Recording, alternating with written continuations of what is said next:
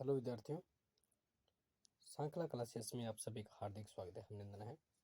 मैं सुमेर सिंह फिर से हम राजस्थान भूगोल की क्लास लेकर आपके सामने उपस्थित हुए हैं।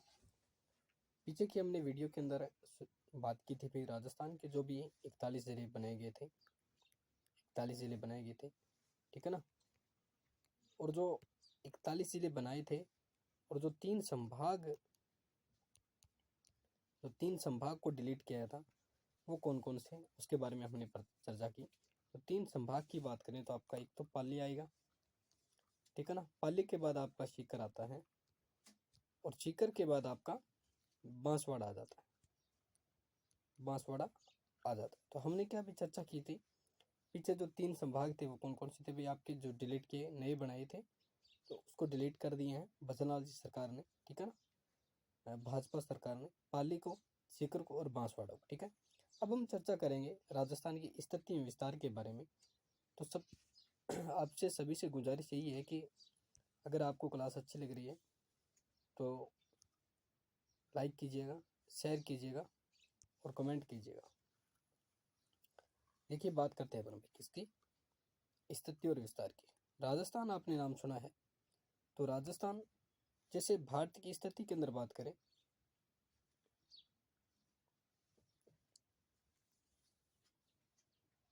सॉरी थोड़ा सा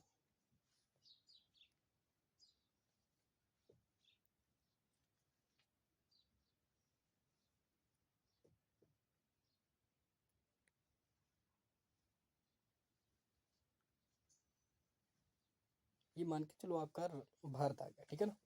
और भारत में राजस्थान इस साइड में स्थित है। जैसे इस प्रकार की बात करें, तो आपका भारत आता है, राजस्थान आता है आपका किस साइड के अंदर आता है, तो राजस्थान आएगा आपका, ये आपका उत्तरी भाग रहेगा आपका। कौन सा, ये उत्तरी भाग रहेगा, ये पूर्वी भाग रहेगा और ये दक्षिणी भाग आ जाता है अपन का, और ये आपका पश्चिमी, ये आपका पश्चिम भाग आ जाता है।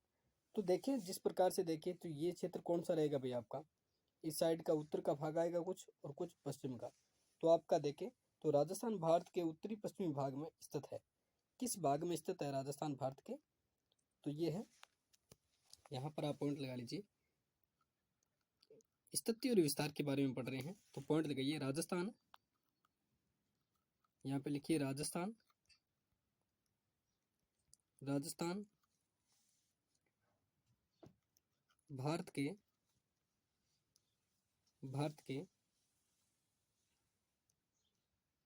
उत्तरी व, एक सेकंड, उत्तरी पश्चिमी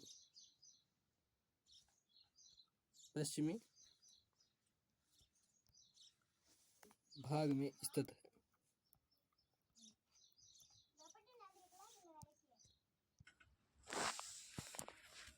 पश्चिमी भाग में स्थित है, ठीक है ना। किस भाग की बात कर रहे हैं भाई, जो राजस्थान का उत्तरी पश्चिमी भाग है, उस उत्तरी पश्चिमी भाग में हमारा कौन सा क्या स्थित है भाई, राजस्थान स्थित, ठीक है ना। राजस्थान की स्थिति और विस्तार के बारे में चर्चा कर रहे थे। जो राजस्थान है जो भारत के उत्तरी पश्चिमी भाग में स्थित है, ठीक है ना। अब अपन बात करेंगे थोड़ी सी अक्षांश व देशांतर के बारे में चर्चा करेंगे। अक्षांश क्या होता है, देशांतर क्या होता है, उसके बारे में देखिए चर्चा करते हैं। सबसे पहले अक्षांश क्या होता है, अक्षांश रेखा क्या होती है, उसके बारे में देखें। सबसे पहले तो अक्षांश रेखा क्या होती है, कि अक्षांश रेखा वे होगी जो क्या है भाई, आपने भूमध्य रेखा जानी है। एक बार मैं चित्र के अंदर बता देता हूँ आपको, शायद मैंने यहाँ पे डाउनलोड किया होगा, नहीं ये भी नहीं भाई, ये अक्षांश रेखा, ये देशांतर रेखा, ये नहीं डाउनलोड नहीं किया मैंने भाई इधर। चलो मैं आपको बता देता हूँ, ऐसे बता दूंगा। अक्षांश रेखा क्या है, कि जो आपका पूरा जैसे मान के चले कि अपन का भारत आ गया है, या फिर विश्व आ गया हमारा, एक ग्लोब की आकृति ले लेते हैं थोड़ी सी। कौन सी आकृति? ग्लोब की। जैसे आपका ये ग्लोब आ गया, ग्लोब को क्या है कि जो इसका मिड पॉइंट आएगा, मिड पॉइंट को अपन बोलेंगे 0 डिग्री अक्षांश रेखा, जो आपकी भूमध्य रेखा होती है। कौन सी आएगी? ये भूमध्य रेखा, ठीक है ना। उसके बाद में 23.5 डिग्री आपकी नॉर्थ आती है, वो आपकी मकर रेखा के रूप में उसे जानते हैं, ठीक है ना। वो क्या आएगी? आपकी मकर रेखा आएगी। मकर रेखा से, भूमध्य रेखा से ऊपर की साइड में जो रेखा आएगी वो आपकी 23.5 डिग्री जो रेखा आती है, 23.5 डिग्री अक्षांश रेखा आती है, वो कौन सी आएगी आपकी भाई? वो आपकी कर्क रेखा आएगी, कर्क रेखा, ठीक है ना। तो भूमध्य रेखा से, भूमध्य रेखा आपकी क्या है? ये जो ऊपर का पार्ट रहेगा ना, ये ऊपर का पार्ट रहेगा, ये आपका उत्तरी गोलार्ध बोलेंगे इसे। क्या बोलेंगे भाई? उत्तरी गोलार्ध बोलेंगे। और इससे जो नीचे का पार्ट रहेगा वो आपका दक्षिणी गोलार्ध होगा, ठीक है ना। अगर आपसे पूछ ले कि राजस्थान किस गोलार्ध में है, तो आपका राजस्थान है आपका उत्तरी गोलार्ध के अंदर, ठीक है। राजस्थान आपके किस गोलार्ध के अंदर स्थित है? तो उत्तरी गोलार्ध के अंदर आपका राजस्थान स्थित है, ठीक है। तो मैं यहाँ पर लिखता हूँ, देखिए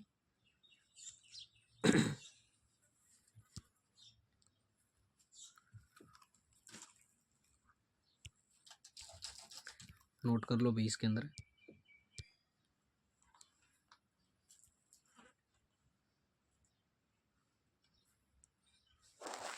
लिखिए कि जो भूमध्य रेखा से उत्तर व दक्षिण के मध्य की जो कोणीय दूरी होगी ना, वो क्या कहलाएगी आपकी? देखिए कि ग्लोब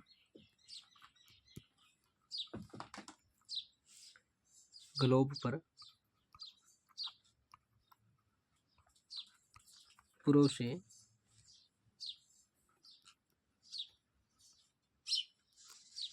पश्चिम की ओर खींची गई काल्पनिक रेखा क्या है भाई? खींची पश्चिम की ओर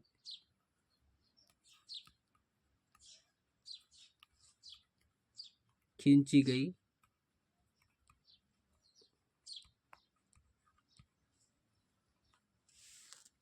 काल्पनिक रेखा। अक्षांश रेखा की बात करें तो वो है जो ग्लोब पर क्या है, पूर्व से पश्चिम की ओर जो काल्पनिक रेखा है खींचेंगे हम, वो आपकी क्या कहलाएगी भाई? अक्षांश रेखा कहलाएगी, ठीक है ना। वो क्या कहलाएगी? आपकी अक्षांश रेखा कहलाएगी। अब अक्षांश क्या होता है वो देखिए थोड़ा सा।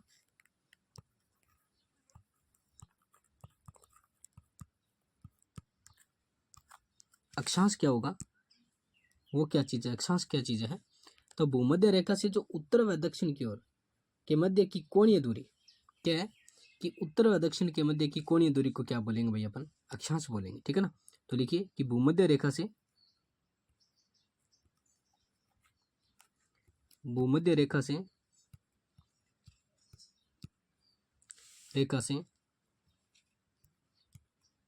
उत्तर व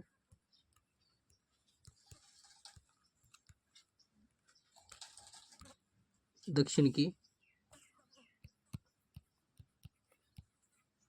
कोणीय दूरी क्या कहलाएगी भैया? आपकी वो अक्षांश कहलाते हैं, ठीक है ना। अक्षांश की चर्चा करेंगे अपन भाई, कितना अक्षांश है राजस्थान का, उसके बारे में चर्चा करेंगे। उससे पहले देखिए कि थोड़ा सा और पढ़ लेते हैं भाई। अब देखिए इसके अंदर आपको पता है कि एक अक्षांश होता है और एक देशांतर होता है। तो इधर मैं लिखूं देशांतर रेखा। अक्षांश रेखा हमने पढ़ा, उसके बाद में हम देशांतर रेखा के बारे में चर्चा कर रहे हैं। तो देशांतर रेखा क्या होती है कि जो ग्लोब पर उत्तर से दक्षिण के मध्य की जो खींची गई काल्पनिक रेखा है, क्या है भाई? कि ग्लोब पर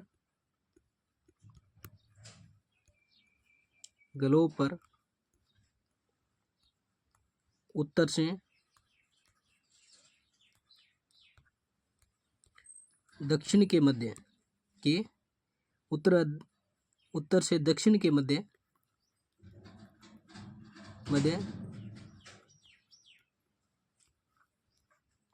खींची गई काल्पनिक रेखा क्या कहलाती है भैया? आपकी देशांतर रेखा कहलाती है। अब अक्षांश की बात करेंगे, अक्षांश क्या होता है? तो वो देखिए इधर, सॉरी देशांतर देखिए इधर क्या होता है। तो देशांतर लिखता हूं मैं, देशांतर क्या है उसके बारे में देखिए। तो देशांतर क्या है अभी आपका, जो 0 डिग्री से जो पूर्व तथा पश्चिम के मध्य की कोणीय दूरी बोलेंगे इसे, ठीक है ना। जो 0 डिग्री देशांतर से पूर्व तथा पश्चिम के जो बीच की मध्य की जो कोणीय दूरी होगी उसे क्या बोलेंगे अपना भाई, देशांतर बोलेंगे। तो लगा लो इधर 0 डिग्री, 0 डिग्री देशांतर, देशांतर से पूर्व व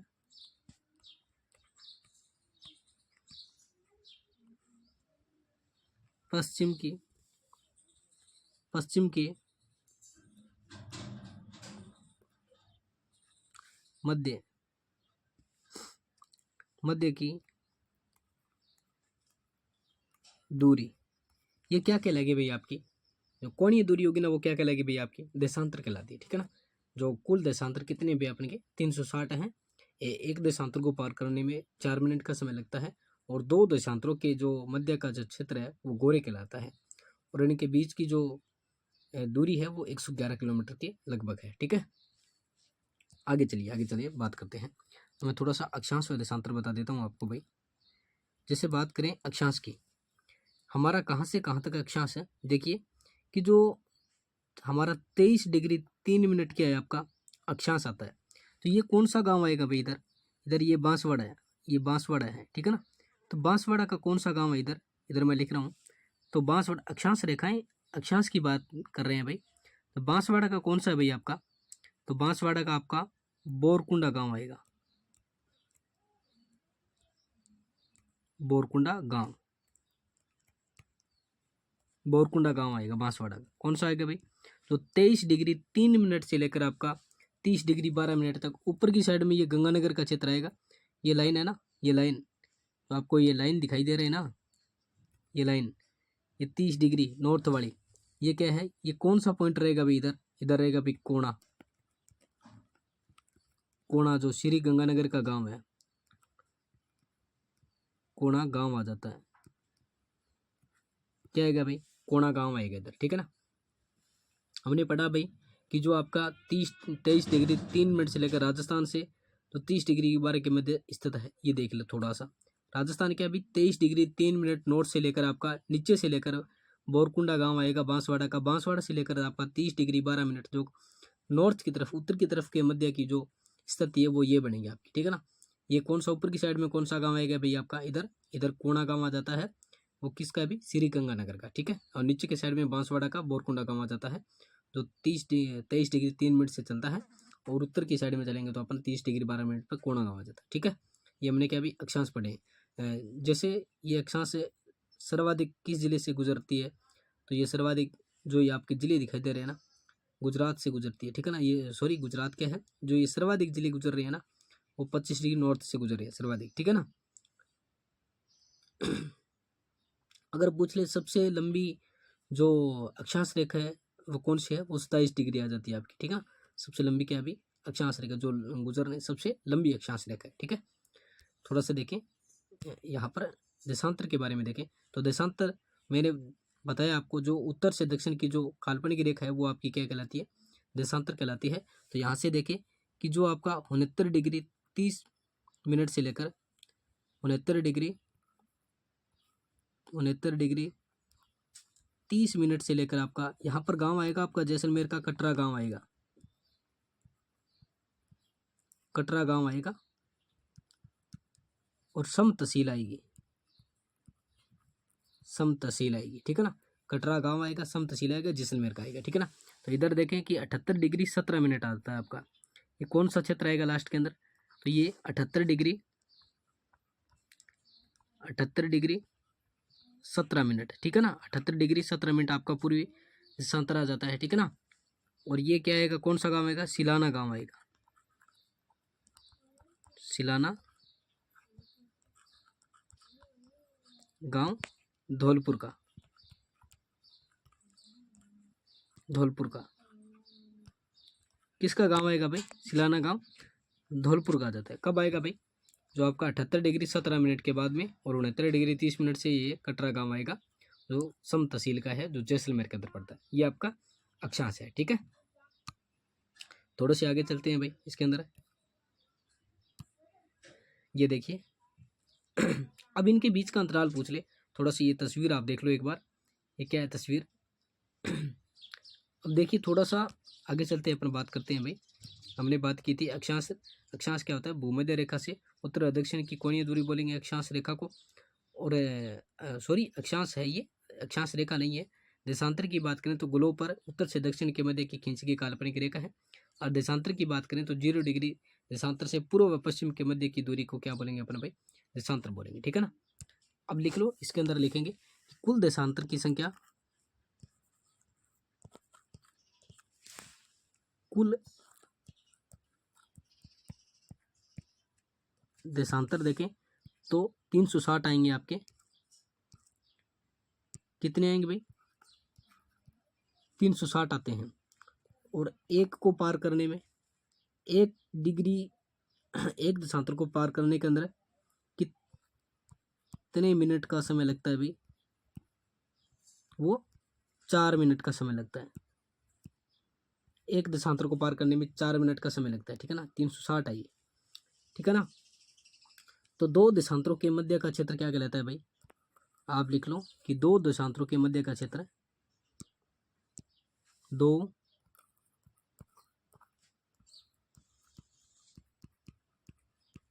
देशांतरों के मध्य का क्षेत्र क्या कहलाता है भाई आपके? वो आपके गोरे कहलाता है। क्या कहलाएगा भाई? गोरे।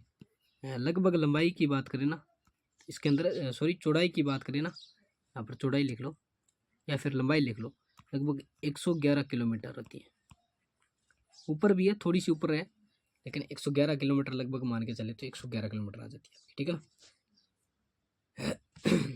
चलिए आगे चलते हैं, अपन बात करते हैं आगे। और अगर इसके अक्षांशीय अंतराल की बात करें, क्या भाई? अक्षांशीय अंतराल की बात करें, अक्षांशीय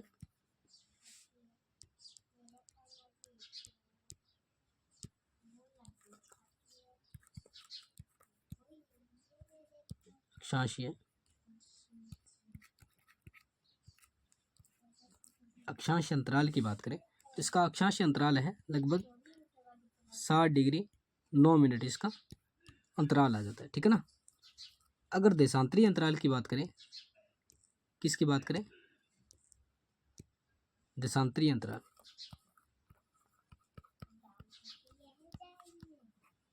देशांतरीय देशांतरीय अंतराल की बात करें तो वो आपका आता है लगभग वही 8 डिग्री 47 मिनट। कौन सा आएगा? 8 डिग्री 47 मिनट इनका आ जाता है। अगर आपसे पूछ ले कि राजस्थान का जो मध्य गांव कौन सा है, राजस्थान का मध्य गांव कौन सा है, तो लामपोलोई गांव आता है। कौन सा आएगा भाई? लामपोलोई गांव आ जाता है, ठीक है ना। कौन सा गांव आएगा? अगर राजस्थान का मध्य गांव, राजस्थान का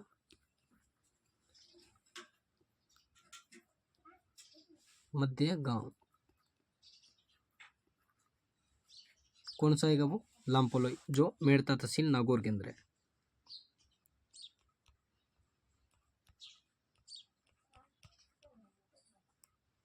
लामपोलोई